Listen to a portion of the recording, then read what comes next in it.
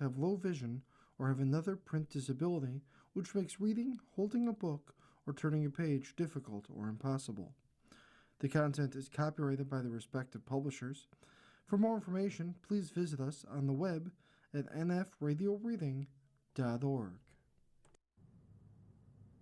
Hello, this is Dan, and for the next hour I'll be reading from the June 28th, 2026 issue of The Sunday Gusto from the Buffalo News on the Niagara Frontier Radio Reading Service.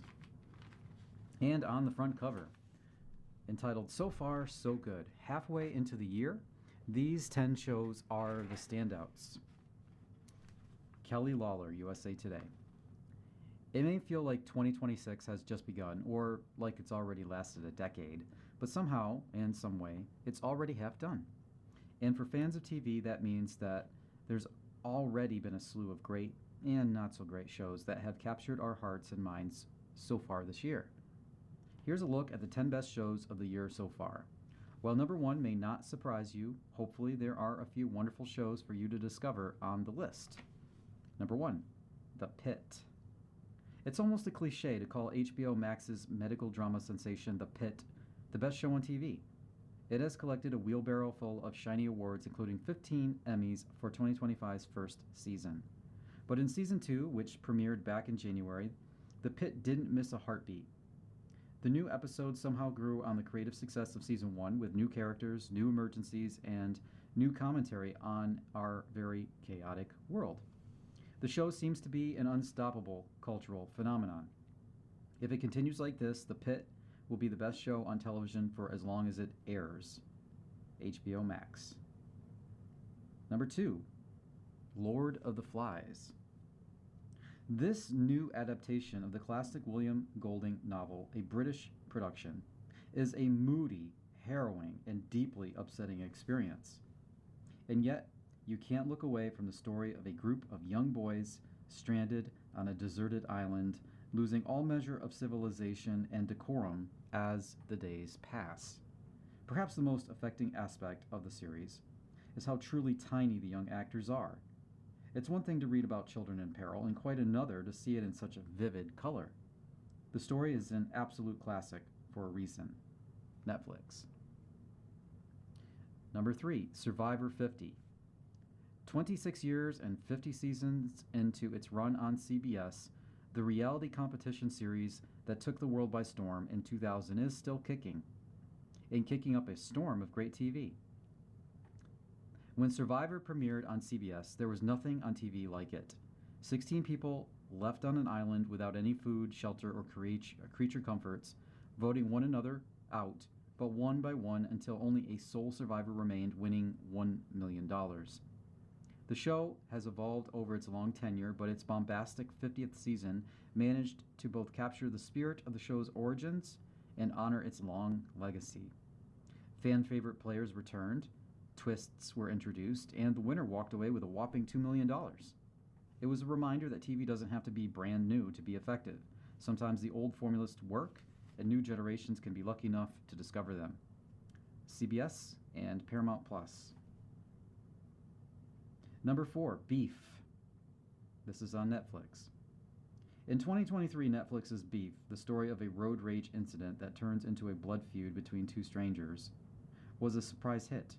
A word-of-mouth sensation that rode its claim in fantastic performances all the way to multiple Emmy Awards. Its long-awaited second season, with a new cast and a new Beef at the center, did not disappoint. Season 2 follows two couples on a path of mutual destruction. One older and jaded, and one young and naive. Starring Carey Mulligan, Oscar Isaac, Kaylee Spaney, and Charles Melton, the story retains the shock and awe, exciting performances, and mind-boggling twists of Season 1, while remaining fresh and exciting. Number 5, The Comeback on HBO. No one is better at a comeback than Lisa Kudrow, except perhaps Valerie Cherish. Yes, the irresistible, cringy protagonist of HBO's comedic darling, The Comeback, came back once again. The story of an actress looking for her comeback graced our screens in Season 1, 2005, and Season 2, 2014, and 2026's Season 3 found a story that is so very apt and hilarious for the times we're currently living in. This time, Valerie, a faded TV star always looking to bring her career back into the spotlight, is starring in a revolutionary new TV series, one written by artificial intelligence. Kudrow hits every mark. The jokes are acerbic and hilarious, and every moment is must-see TV. Again, that is on HBO. Number 6, The Other Bennett Sister. This is on BBC/Bad Wolf. Sometimes the best way to stand out is to go small, quiet, and calm. The Other Bennett Sister is a perfect blend of sweet and simple without being boring or slow. Based on the novel by Janice Hadlow, Bennett tells the story of Jane Austen's Pride and Prejudice from the point of view of Mary Bennett, Lizzie Bennet's awkward and plain younger sister. BritBox. Number 7, The Fall and Rise of Reggie Dinkins. Who would ever think of pairing Daniel Radcliffe and Tracy Morgan in a goofy, self-referential network sitcom? Well, that would be creators Robert Garlock of 30 Rock and Sam Means, Girls 5 Eva, who found surprising comedic chemistry among these two stars as well as the rest of the magnetic cast. Its charm is in its simplicity of concept. Morgan plays a disgraced football star trying to rehab his image with the help of a struggling documentarian, Radcliffe, and the whip-smart execution of its jokes. NBC. Number 8, Margot's Got Money Troubles. Hilarious, quirky, and delicious, Margot's Got Money Troubles is an irresistible comedy with magnetic cast that you can't stop watching. Ellie Fanning stars in the adaptation of Ruthie Thorpe's book as the titular Margot, a young single mother who is, well, having some money troubles. She turns to OnlyFans to make ends meet with the help of her former wrestler father, Nick Offerman, and much to the chagrin of her flighty mother, Michelle Pfeiffer. Fanning is excellent in the role, and the series balances its silly and serious elements with aplomb. This is on Apple TV. Number 9, How to Get to Heaven from Belfast. Belfast is a mystery drama that follows Saoirse, I'm not sure how to pronounce that name, Saoirse, played by Roisin Gallagher, Dara, played by Kyle Fionn Dunn, and Robin, Sinead Keenan, close friends since high school who live semi-charmed lives in their late 30s. But they have a dark secret from their teenage years that has to do with former fourth bestie in the group, Greta, who mysteriously turns up dead. The show is captivating and heart-racing with unpredictable twists and turns. You just may want to put on subtitles while you watch. Netflix. And 10, Ponies. Starring Game of Thrones alumna Emily Clark and the White Lotus Season 2 breakout Haley Lou Richardson. Ponies is the story of two unassuming CIA widows who turn out to be rather good spies themselves when thrust into the gold killer world of 1970s Moscow. It is rich with warmth, good storytelling, and magnetic actors. The stakes are high, the KGB agents are handsome, the intelligence is deadly, and the costumes are groovy. What's not to love? On Peacock. An Evening with Trey Anastasio. Music. Photos by Harry Skull Jr. Buffalo News. Kleinhans Music Hall welcomes singer-songwriter Trey Anastasio for an evening of acoustic music on June 20th. Anastasio, who Rolling Stones has named one of the 250 greatest guitarists of all time, has been the frontman for the band Phish, P-H-I-S-H, formed in Burlington, Vermont since 1983. He has been nominated for 3 Grammy Awards and has performed his original compositions with numerous American symphonies. Section G, Things to Do, celebrating July 4th, concerts, and a really big duck. The world's largest rubber duck, last seen in Buffalo in 2016, will be back at Canalside throughout the 4th of July weekend. Carnival rides, live music, beer tents, fireworks, and gigantic duck are part of the festivities planned for the upcoming long holiday weekend. Here's a quick look, including some of the many community events. World's largest rubber duck, 10 a.m. to 8 p.m. on Friday and Saturday, and 9 a.m. to 5 p.m. Sunday at Canalside. It has been a decade since Mama Duck and her baby duck, Timmy, have been in Buffalo, but they are finally back in time for Independence Day celebrations. How big is Mama Duck? On her first visit here, she dwarfed the grain silos. Little Timmy is only about 10 feet tall. Throughout the weekend, you can meet them, take selfies, and participate in other activities, including duck face painting and sidewalk chalk artists. A video board will show the animated film Migration at 11 a.m. and 6 p.m. Friday. A Sunday social will have music, shopping, and family activities. Sound and Sky with the Buffalo Philharmonic Orchestra, 7:30 p.m. Friday at Terminal B at the Outer Harbor. A concert by the BPO in honor of America's birthday has long been a tradition around Buffalo.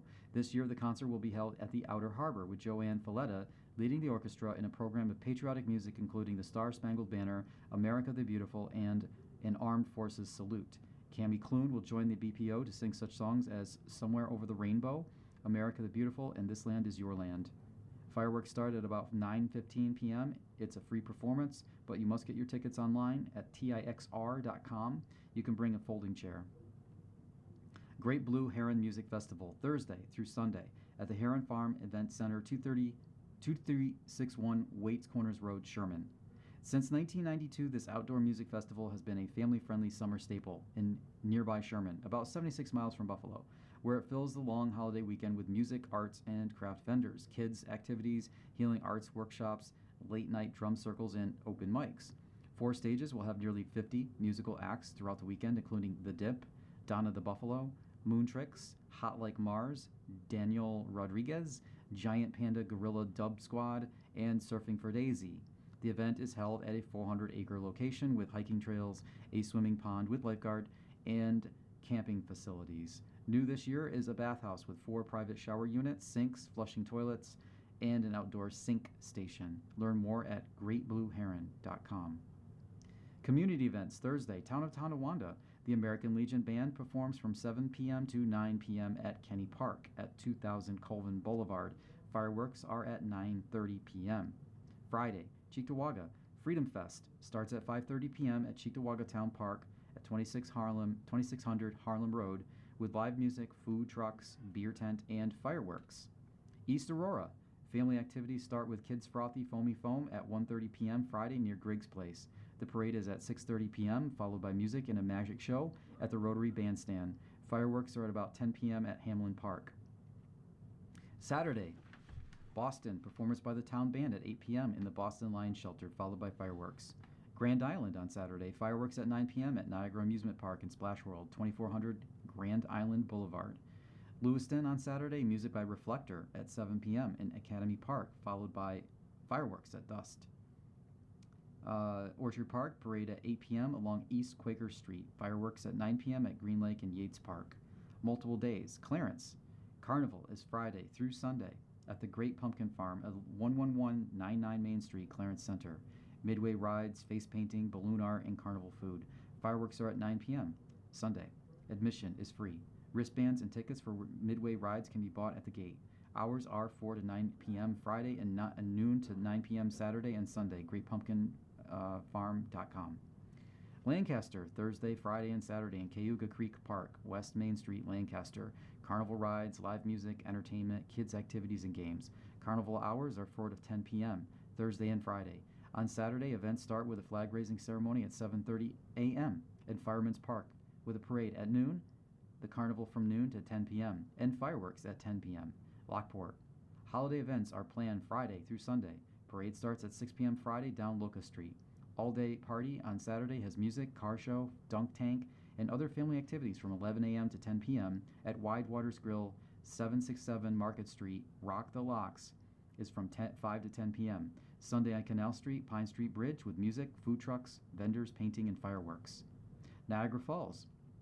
4th of July weekend festival starts at noon on Friday on Old Falls Street. Music, entertainment, family activities, food trucks, and vendors continue daily.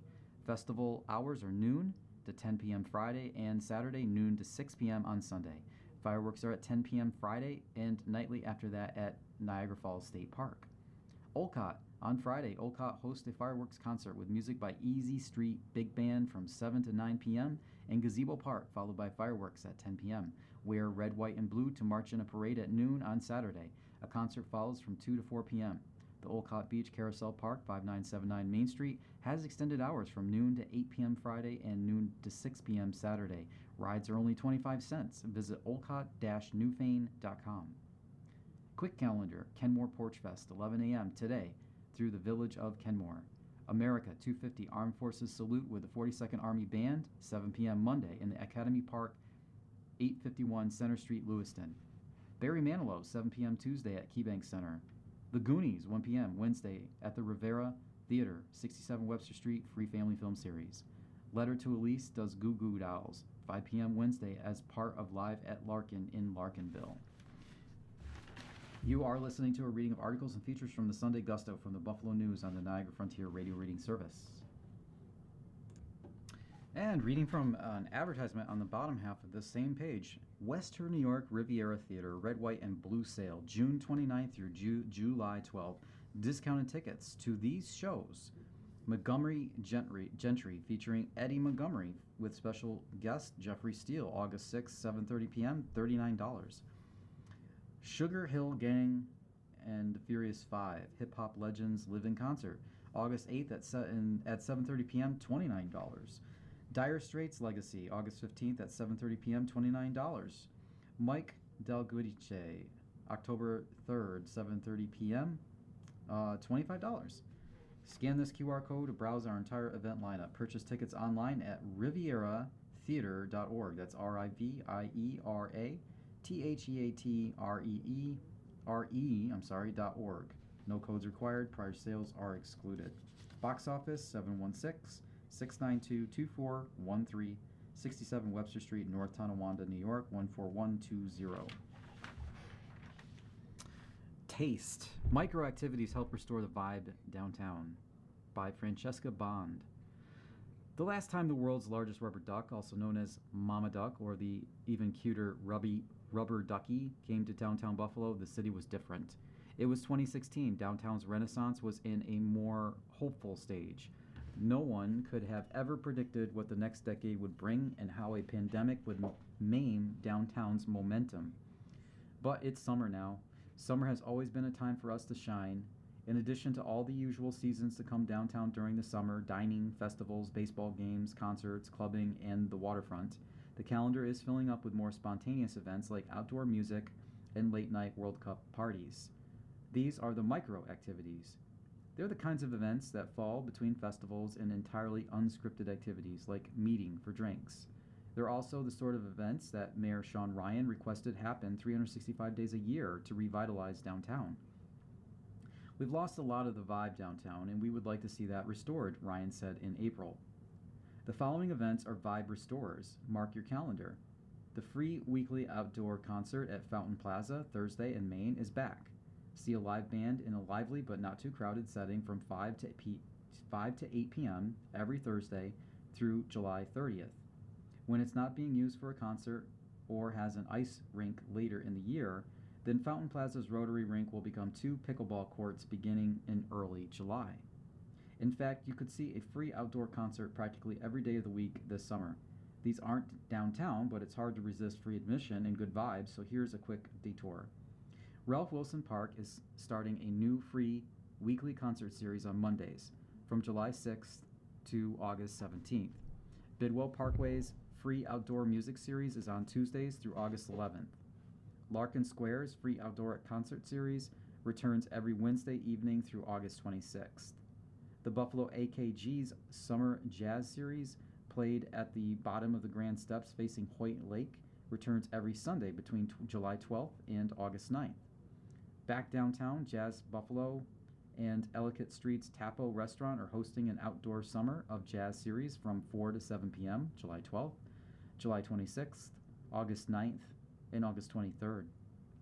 The street will close to traffic and fill with tables and chairs. This is in addition to Jazz Buffalo's weekly Monday Jazz series on Tapo's rooftop patio, which runs through September 7th. Jazz Buffalo also hosts regular events inside the Statler's Rendezvous Room. And Tapo has weekly Friday outdoor concerts, not jazz, from July 3rd to August 28th. Tapo owner Rocco Termini is betting big on events, and not only the ones at his restaurant, Tapo offers discounted dinner and a show packages for people eating and playing downtown. For $75, a couple gets 2 dinners, each with a first and second course, like a Caesar salad with eggplant parmesan, and 2 movie tickets to the new scene on One Market Arcade Cinema on Main Street. Tapo offers a similar deal with Second Generation Theater in Buffalo at Shays Smith Theater for select shows. Tapo is one of many downtown restaurants capitalizing on the World Cup by closing off the street and showing the game on a giant outdoor television screen. The Banshee Irish Pub is also a World Cup viewing hotspot downtown, as is Canalside and just outside downtown Silo City's Duende. On Chippewa, Rec Room's Home by 10 series has been a hit. It's for aging partiers, those who crave an old-fashioned Chippewa night the way they remember it, thumping 90s and 2000 hits, but want to be home in bed by 10 p.m. The next couple of Home by 10 parties will include the whole block. Tickets are $14 after fees and include admission to 8 participating Chippewa bars. The parties run from 6 to 10 p.m. on July 11th and August 8th. At Canalside, participate in everything from plein air painting, July 19th and August 21st, a children's book festival today, 10 a.m. to 1 p.m., outdoor movie nights, July 1st, 15th, 22nd, and 29th, a toddler techno rave, July 11th, the Asian Food and Culture Festival, August 9th, and of course the world's largest duck sighting and special duck programming, July 3rd through the 5th. And while you're downtown, you may as well check out some of the new restaurants. The Zam Zam Indian Cuisine took over the former TGI Fridays at Main and Chippewa. It has an all-you-can-eat Indian buffet daily. Pearl Street Grill and Brewery recently opened a new brick oven, Neapolitan-style pizza restaurant, Old City Pizza, in its subterranean space. Soiree Lounge and Grill opened recently inside the Hotel Lafayette and often has live music. Hurdle Avenue's Falafel House, known for its falafel and shawarma, recently opened its second location downtown at 58 Niagara Street. Delaware North's new fast and casual fried chicken restaurant Hencraft took over the former Bocce Pizza on Delaware and Chippewa. Sully's Chowder House, which we wrote about a few weeks ago, now serves fresh lobster rolls at the Erie Basin Marina. It also has events, live music on Thursdays and Fridays, plus it should have a distant view of Mama Duck. Food events. The Taste of Orchard Park returns from 5 to 9 p.m. July 22nd on North Buffalo Street between Quaker Street and Speedway. Over 30 restaurants and food trucks will sell food. There will be live music all day long. Hamburg Burger Fest returns from 11 a.m. to 10 p.m. July 18th at Main and Buffalo Streets in the village of Hamburg. Activities include a burger eating contest and best burger contest. There will also be food and retail vendors, a beer tent, live music, a classic car show, kid activities, and a bed race. Admission is free.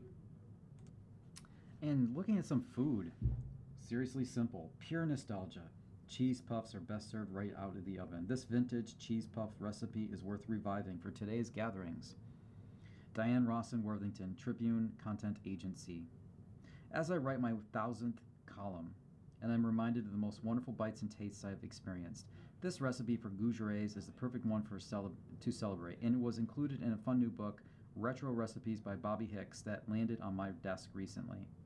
Imagine the other dishes like vinegar pie, tomato aspis, biscuits, chicken divan, and those famous Jell-O salads from long ago. Retro Recipes, vintage dishes with a modern twist, is a modern cook's love letter to the past. These cheesy puffs became popular in the 1960s.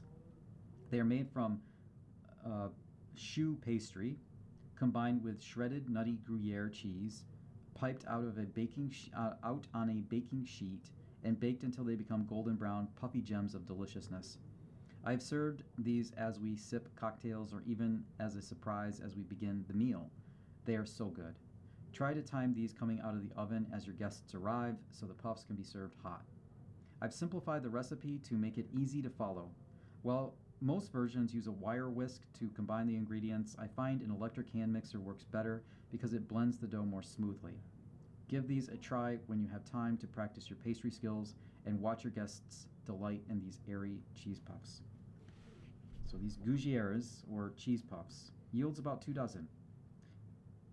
Ingredients: 1 cup of water, 6 tablespoons unsalted butter, 1 cup all-purpose flour, 3/4 teaspoon salt, 4 large eggs, 2 cups shredded Gruyere or mild cheddar cheese, 2 large egg yolks for egg wash.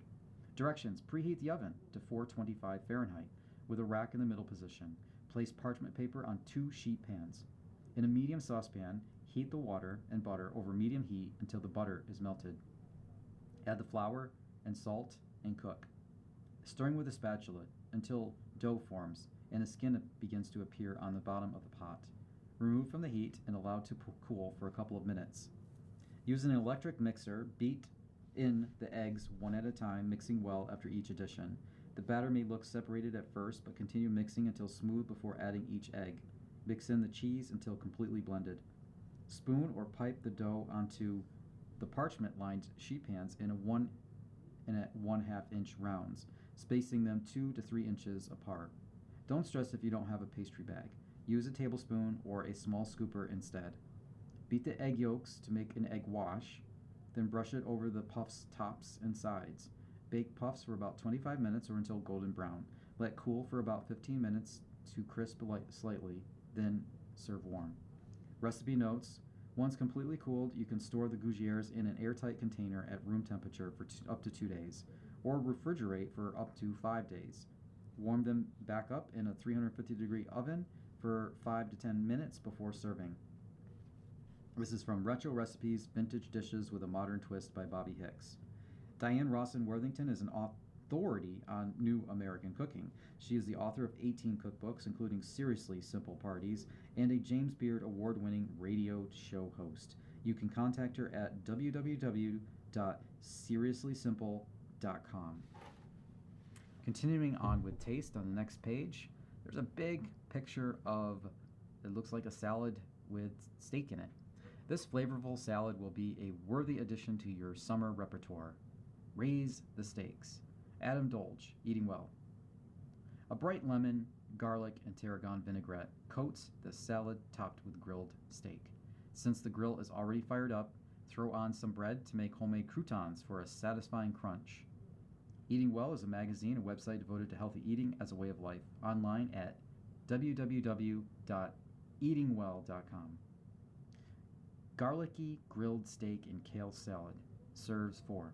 Ingredients: 2 tablespoons lemon juice, 2 tablespoons white wine vinegar, 1 teaspoon Dijon mustard, 2 cloves garlic grated plus 1 clove halved, 1 tablespoon finely chopped fresh tarragon, 1/4 teaspoon salt divided, pinch of crushed red pepper, 5 tablespoons extra virgin olive oil divided, 5 ounces baby kale, 16 cups, 1/2 cup thinly sliced red onion, rinsed, 1/3 cup chopped pitted olives, 1/4 cup crumbled feta cheese, 1 pound skirt or flank steak, trimmed, 4 slices whole wheat country bread. Directions: preheat grill to medium-high. Whisk lemon juice, vinegar, mustard, grated garlic, tarragon, 1/8 teaspoon of salt, and crushed red pepper in a large bowl. Slowly whisk in 4 tablespoons of oil. Transfer 2 tablespoons of the dressing to a small bowl. Add kale, onions, olives, and feta to the large bowl and toss to coat. Brush steak with the remaining 1 tablespoon of oil and grill, flipping once until an instant read thermometer inserted into the thickest part registers 125 degrees Fahrenheit for medium rare, 6 to 12 minutes. Transfer to a clean cutting board and let rest for 10 minutes.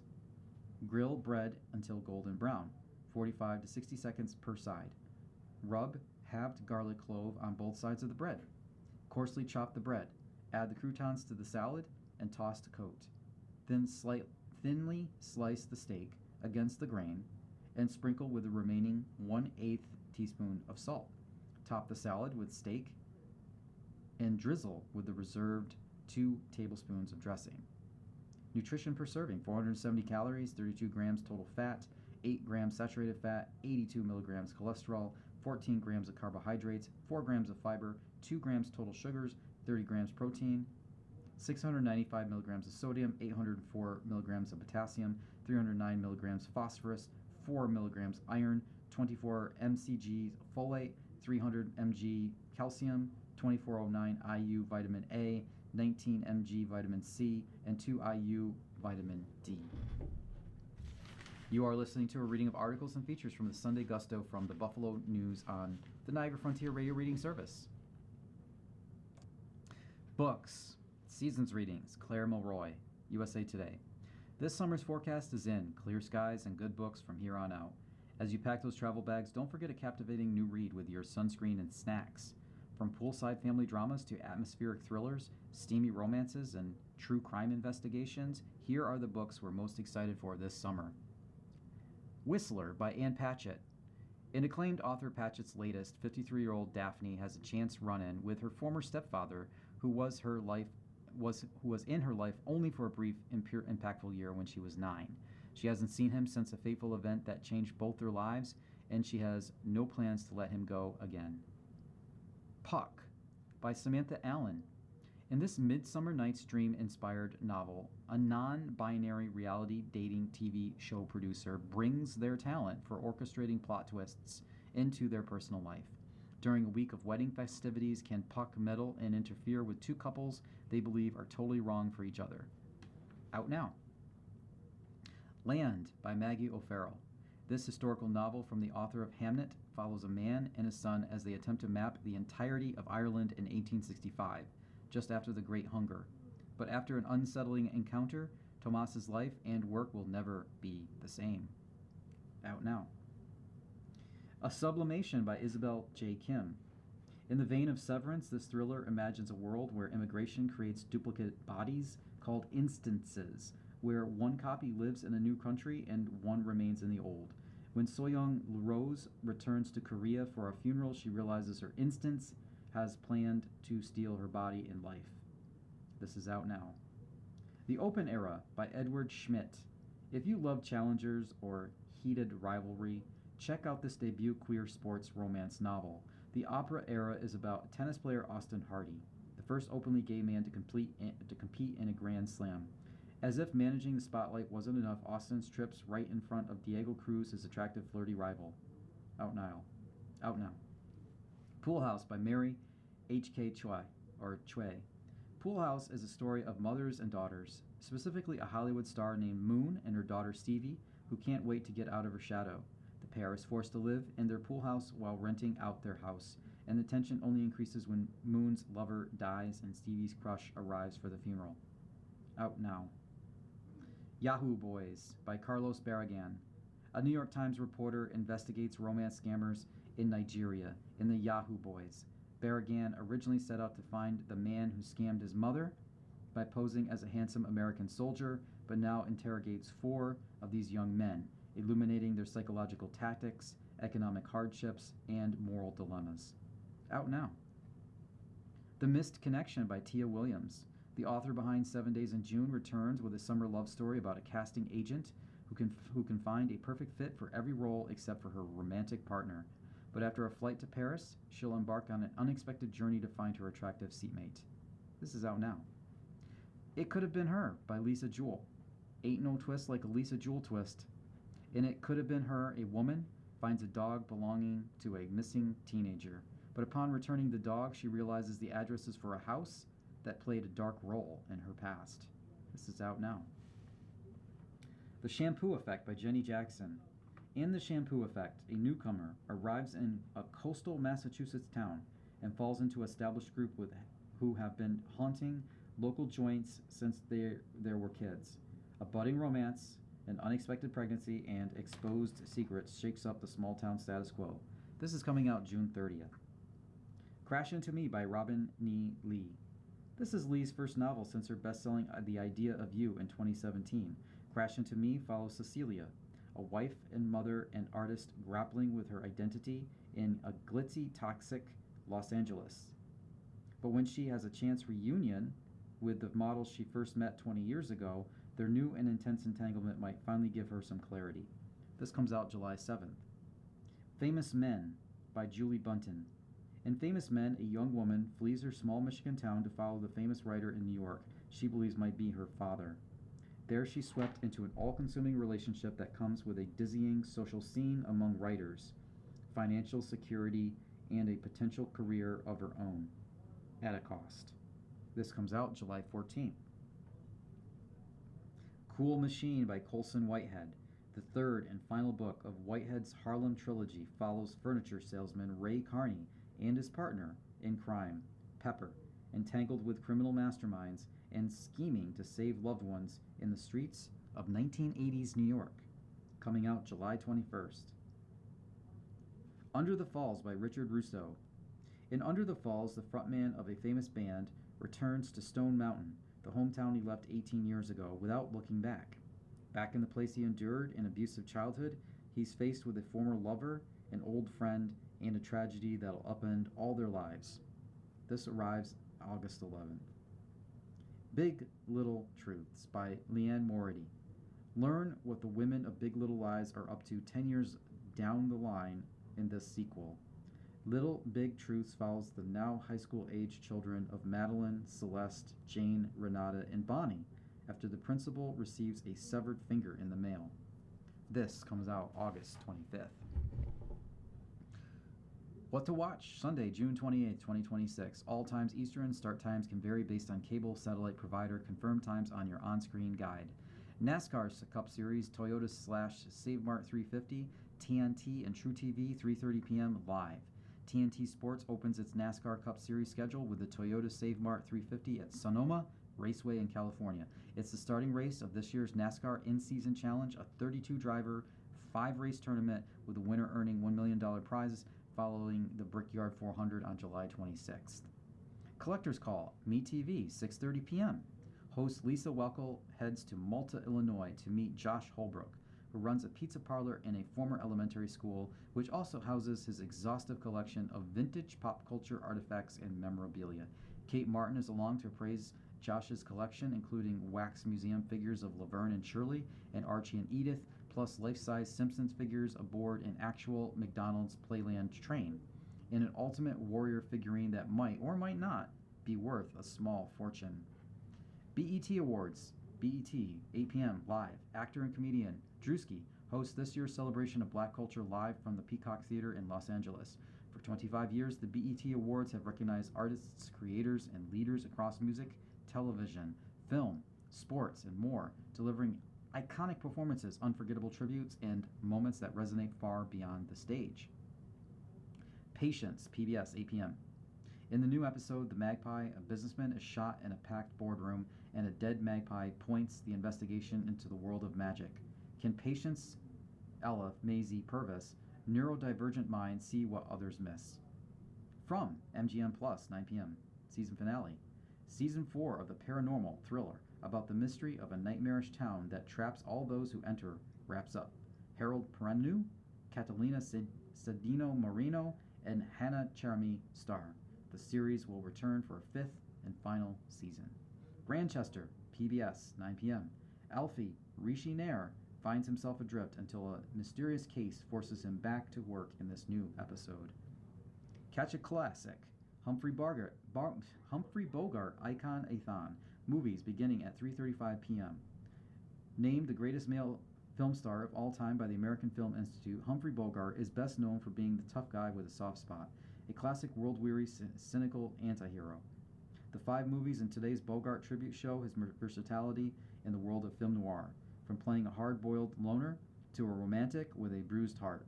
In 1947's Dark Passage, pictured, Bogart is Vincent Perry, a man wrongly convicted of murdering his wife, who breaks out of San Quentin, gets his face surgically altered, and fights to expose the real killer with the help of artist Irene, played by Lauren Bacall, Bogart's wife, before the law catches up with him.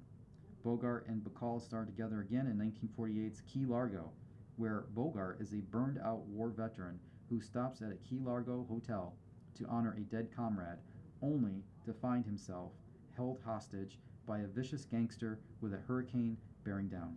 Next up, Bogart plays a supporting role to George Raft in 1940's They Drive by Night. As a beat-down trucker grinding through long nights, a loan shark, and lousy pay just to survive.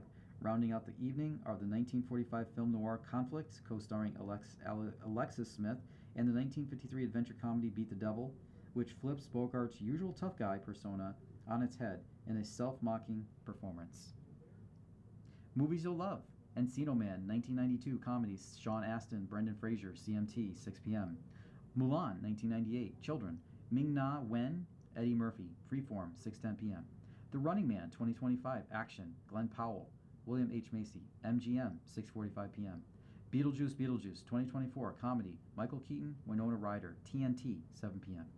Armageddon, 1998, science fiction, Bruce Willis and Billy Bob Thornton, ABC, 7:30 p.m. Apollo 13, 1995, historical drama, Tom Hanks, Bill Paxton, BBC America, 8 p.m. Man of Steel, 2013 action, Henry Cavill, Amy Adams, TNT, 9:15 p.m. 16 Candles, 1984, comedy, Molly Ringwald, Anthony Michael Hall, Sundance, 9:45 p.m. She's the Man, 2006, romance comedy, Amanda Bynes and James Kirk, E, 10 p.m. The Silence of the Lambs, 1991, suspense, Jodie Foster, Anthony Hopkins, MGM, 10:55 p.m. The Patriot, 2000, war, Mel Gibson, Heath Ledger, BBC America, 11 p.m. This Means War, 2012, action, Reese Witherspoon, Chris Pine, FX, 11 p.m. Good Burger, 1997, comedy, Kel Mitchell, Kenan Thompson, VH1, 11:30 p.m. Television, Absurd Boston Blue wins top spot in local May sweeps, by Alan Pergament. It is time for my periodic column about what Western New York is watching. I've been critical of the CBS series Boston Blue and the Blue Bloods spin-off starring Donnie Wahlberg. Wahlberg's character, Detective Danny Regan, left New York City to work in Boston near his policeman son Sean, with Mika Amundsen recast in the role originally played by Andrew Terracciano in Blue Bloods. But I still watched the entire Absurd season, which found Danny bonding with new partner Lena Silver, Soniqua Martin Green, and her complicated family of people in law enforcement. During the season, I needed a scorecard to remind me about all the relationships among Lena, her brother Jonah, Marcus Scribner, who is Sean's police partner, Lena's mother May, Gloria Rubin, the district attorney, Lena's sister Sarah Maggie Lawson, the police commissioner, and the family patriarch Reverend Edwin Peters, played by Ernie Hudson. And that was before Lena's estranged father showed up near the end of the season, which complicated things even further. At least the show had its heart in the right place despite the absurdity of some of the plot lines. I suppose that is largely responsible for Boston Blue being the #1 broadcast series on local television in Western New York during the May sweeps, according to viewership that doesn't include streaming. The series had a 4.5 live Nielsen rating on WIVB-TV Channel 4 on Friday nights that doubled to a 9.1 rating 7 days later.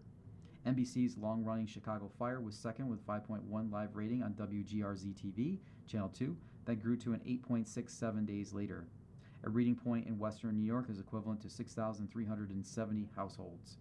The relatively low ratings for Boston Blue and Chicago Fire illustrate the decline in Western New York viewership on traditional broadcast channels as more people have cut the cord and headed to streaming sites. Not one regular primetime entertainment show had a double-digit rating 7 days after it aired.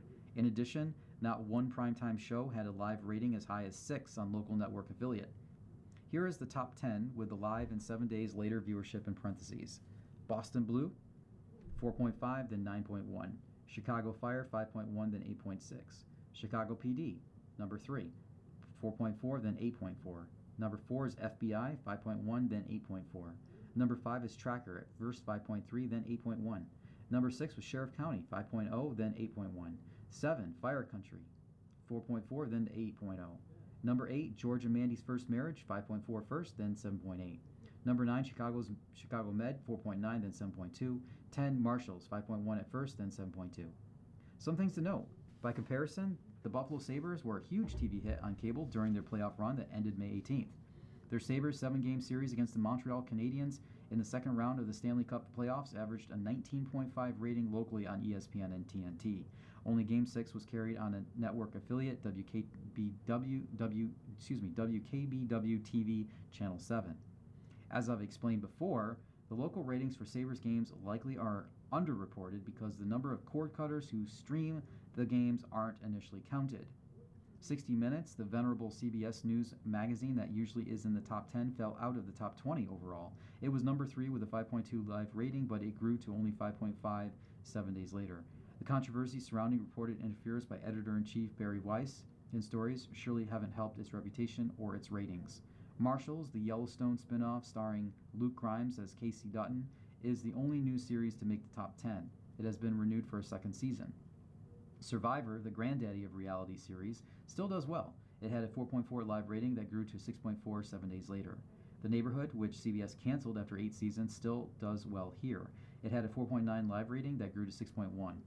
Watson, which CBS has canceled after 2 seasons, had a 3.2 live rating that grew to 4.7 7 days later. Will Trent was the top-rated ABC program with a 3.3 live rating that grew to a 5.8 7 days later.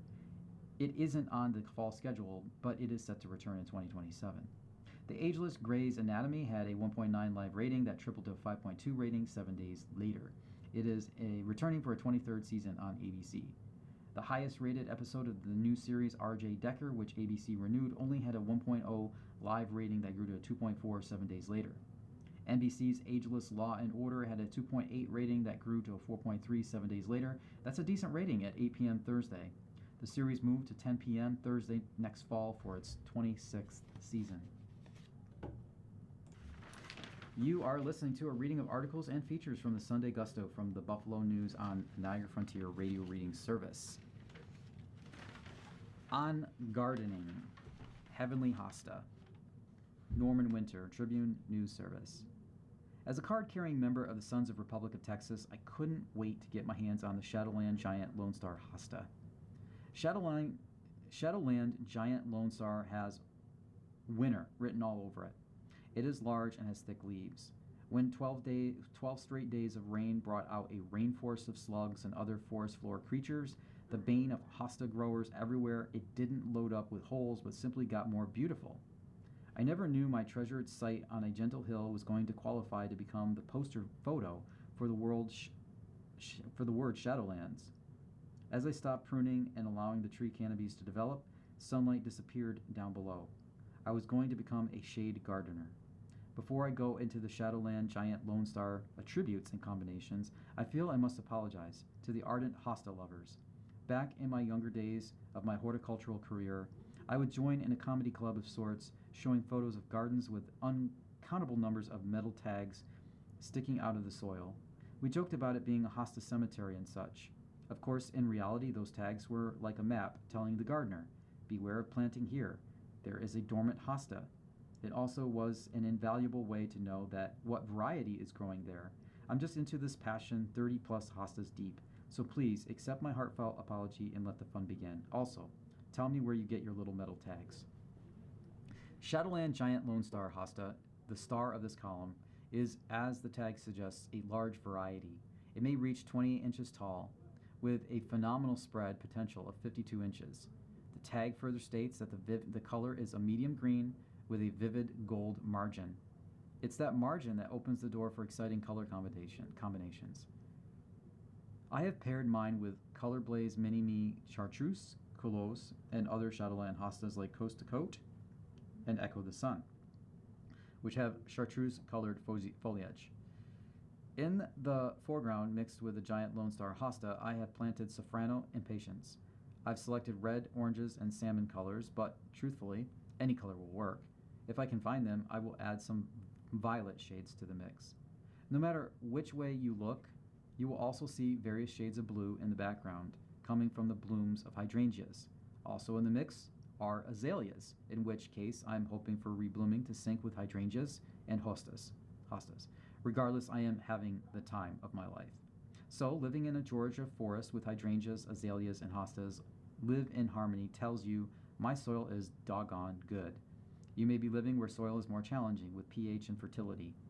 You too can enjoy hostas. Perhaps your best option is with containers. A Texas A&M publication suggests you can grow a hosta in a container for 5 years before dividing. Be sure to have your container in the right amount of sunlight for your location. In the hot and steamy south, shade will be essential during much of the day. Here is hoping you too will jump on the hosta bandwagon. A good place to start is with a Shadowland Giant Lone Star.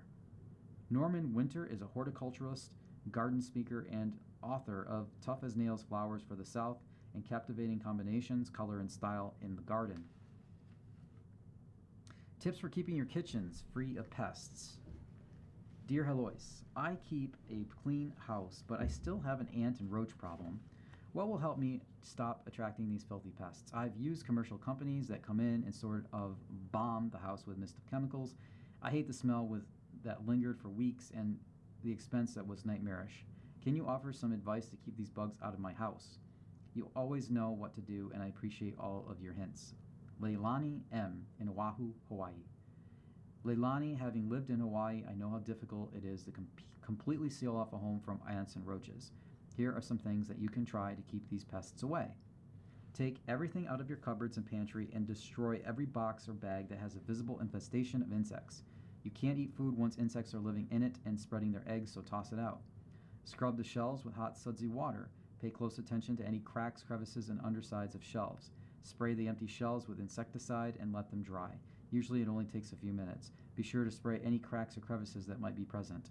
Before you return items in the shelves, make sure that you place open food packages in sealed airtight containers. Keep all food off kitchen counters when not cooking. Wash the floors frequently to be sure that spills don't attract insects. Store food in the refrigerator, and if you don't have time to wash them before you leave, store all dishes and cups in your freezer until you get back home. Never leave dirty dishes in the sink. Plug the sinks and run a little water about an inch in the sink to close off any route your insects might use to get into your home. You can find more information in my book, In the Kitchen with Heloise. This includes my roach killing recipe that uses ingredients you probably have in your kitchen right now. Storing reused bags. Dear Heloise, after more than 50 years of struggling to keep rewashed Ziploc bags stored, I went to a secondhand store thrift shop. I spotted a large file keeper and got an idea.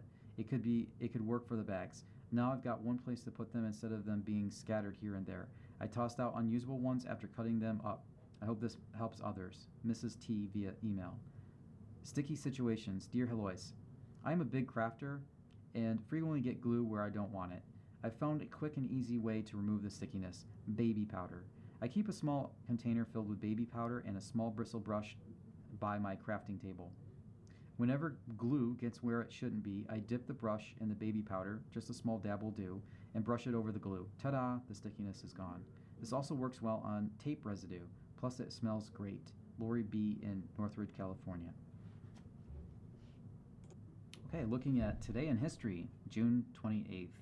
1776, American revolutionaries scored their first decisive victory against the British Royal Navy when they repelled an attack in the Battle of Sullivan's Island near what became Charleston, South Carolina.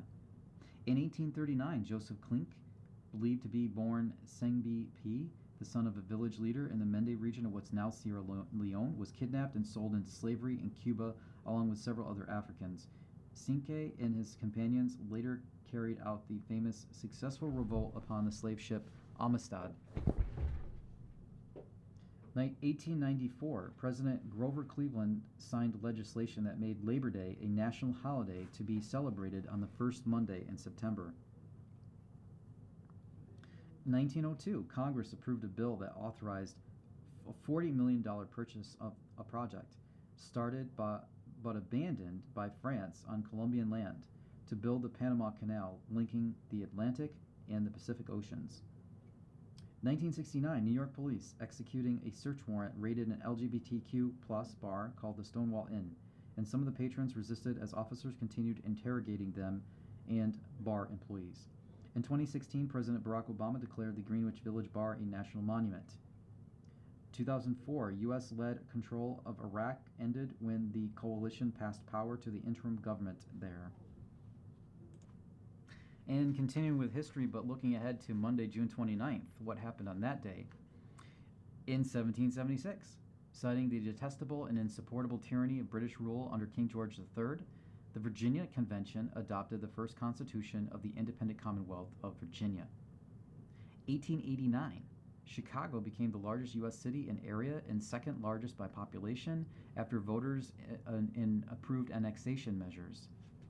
In 1927, aboard the Bird of Paradise, U.S. Army Air Corps Lieutenant Albert Hagenberger and Lieutenant Lester Maitland completed the first successful trans-Pacific flight, landing at the Coors Wheeler Field in Hawaii after flying nonstop across the Pacific Ocean from Oakland, California.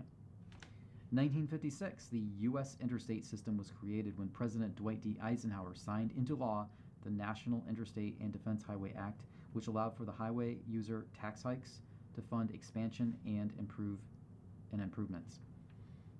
June 29, 1984, Bruce Springsteen started his Born in the USA World Tour with a concert in St. Paul, Minnesota. In 1995, the space shuttle Atlantis docked for the first time with Russia's Mir space station. In 2007, Apple Inc. began selling its first-generation iPhone. 2017, President Donald Trump's revised travel ban began taking partial effect, restricting entry by certain nationals of the majority Muslim nations of Iran, Libya, Somalia, Sudan, Syria, and Yemen. And finally, looking at the last article on the page here for the G section of This in Television, the Bear finale is sweet, tender, and bound to satisfy, by Alan Pergament. If you weren't thrilled by what The Bear served up in season 4, don't be reluctant to give the series set in Chicago's restaurant another chance to give you a fine dining and viewing experience. The 4th season, which was an appetizer for the final 5th season, was viewed as so routine that the Television Critics Association ignored it in its annual award nominations. Thankfully, the menu of the final season of the FX and Hulu hit, currently streaming, is full of sweet, tender, and occasional argumentative moments. The ending certainly might provoke some arguments, or at least debate among its fans. I suspect it undoubtedly may be as polarizing as the ending of another series about a chaotic family that concluded in a memorable restaurant scene, The Sopranos. I won't spoil the ending to enable viewers time to form their own opinions. I thought it was bittersweet and deliciously moving, though I could see many fans might feel as unsatisfied as they would be if a meal at a high-priced restaurant was undercooked. There is enough satisfying humor in the final season of a series that has had so little of it that many people wonder why it is classified as a comedy for Emmy voters. Before you watch the final season, I suggest rewatching last season's finale. In it, Chef Carmy Brizzato, Jeremy Allen White, made the stunning decision to leave the restaurant business in the hands of the bright, talented woman he mentored, Sydney Ayo Edebiri. She enlisted Carmy's sister, Natalie, Abby Elliott, and cousin, Richie, Eben Moss Bachrach, to join the partnership. For most of the 10th episode, it was a two-person play as Carmy tried to explain to Sid why he was quitting and telling her that she was everything he wasn't, considerate, caring, and a natural leader and teacher. Carmy's stunning decision was a strong dramatic moment that seemingly created a problem. How will the writers deal with the lead character being sidelined? Every second in the 5th season, which picks up the morning after Carmy announced his decision, counts and is designed to further explain how and why Carmy made his decision to leave the business that defined him. The questions hovering over the season are, will Carmy get his passion back? Will he change his mind? Will he learn the importance of being a good teammate? And will Sid grow into the role as head chef? Will the restaurant get a Michelin star? The season is played out over one chaotic day with 3 storylines. The fine dining restaurant is prepared for what may be its final day amid the chaos of a rainstorm creating floods outside and hilarious plumbing issues inside. In a secondary, less satisfying storyline, benefactor Uncle Jimmy Oliver Pratt is trying to solve his new financial problems by purchasing the rights to build on top of the restaurant to increase income and possibly save the bear. The third storyline concerns the attempt by East African immigrant Ibrahim Edwin Lee Gibson, a line cook, to franchise the original beef restaurant. There is a lot going on, but until the final episode, there isn't the usual amount of White. For much of the season, White relinquishes his role as the lead, with Richie having a more prominent role. It is not a bad thing because Richie has evolved into a more interesting character. White does make the most of Carmy's emotional scenes in one-on-one sessions with staff members who have become like an extended family to him and undoubtedly to viewers. Carmy is a much larger focus of the final episode. Before that, Richie is the leader of the Bear restaurant team, giving each of them uniforms to illustrate they are close as family. Each cast member receives a quality, deserving moment that illustrates their importance, right down to the wine expert who must differentiate between the quality of bottles made in 1997 and 1999. Sid must eventually show that she is ready to take over leadership from Carmy, who initially struggles with secondary role. The people-pleasing Richie must inspire the team to pull off the seemingly impossible task of serving more people than there is food and satisfying the customer they believe decides whether the restaurant will earn a Michelin star. The award-winning dessert chef Marcus Lionel Boyce is under so much stress seeking to reconnect with his father that he has an uncharacteristic blow-up. The insecure Tina, Lisa Colon Zayas, gets more much-needed appreciation from Sid in a moment as sweet as one of Marcus's desserts. Neil Fack and his brother Ted have moments of comedy relief. Notably, Ted takes one for the team trying to fix the plumbing problem. There isn't much room for the romance except for the romance of food. However, Natalie and her supportive and goofy husband have a moment. Richie comically and sweetly... The following program is intended for listeners who are blind, have low vision, or have another print disability, which makes reading, holding a